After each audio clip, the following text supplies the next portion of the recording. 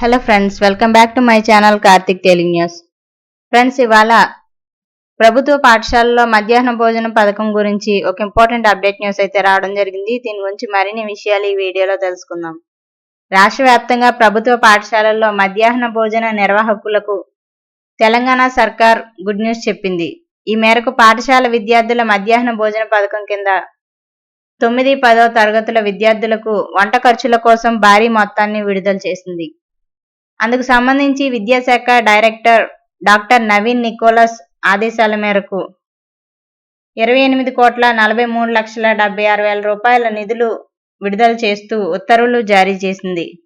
ఈ నిధులు 2025-26 ఆర్థిక సంవత్సరంలో ఏప్రిల్ 2025 వరకు జూన్, జూలై 2025లకు సంబంధించిన వంట ఖర్చులు, పెండింగ్ బిల్లుల చెల్లింపుకు సంబంధించినవని అధికారులు వెల్లడించారు.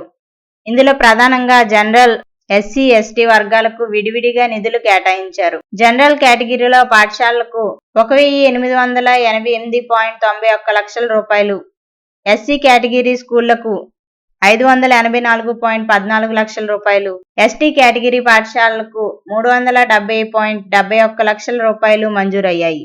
ఇక అలాగే రాష్ట్రంలోని ప్రభుత్వ పాఠశాలల్లో మధ్యాహ్న భోజన పథకం కింద 1 నుంచి 8వ తరగతి విద్యార్థులకు సరఫరా చేసే గుడ్ల ఖర్చుకు సంబంధించి పెండింగ్ బిల్లుల చెల్లింపునకు ప్రభుత్వం తాజాగా నిధులు విడుదల చేసింది. ఈ మేరకు పాఠశాల విద్యాశాఖ డైరెక్టర్ నవీన్ నికోలస్ ఆదేశాల మేరకు 25,64,91,000 రూపాయల నిధులు విడుదల చేస్తూ అధికారిక ఉత్తర్వులు జారీ చేసింది. 2025-26 ఆర్థిక సంవత్సరంలో ఏప్రిల్, జూన్, జూలై నెలలకు సంబంధించిన పెండింగ్ బిల్లులు చెల్లింపునకు సంబంధించింది. సో ఫ్రెండ్స్, ఇదే అప్డేట్ న్యూస్. మరిన్ని అప్డేట్స్ కోసం ఛానల్ సబ్స్క్రైబ్ చేసుకోండి ఫ్రెండ్స్. అలాగే పక్కన ఉన్న బెల్ ఐకాన్ క్లిక్ చేసి వీలైతే ఛానల్ కు లైక్ అయితే చేయండి. Thank you friends. Thanks for watching this video.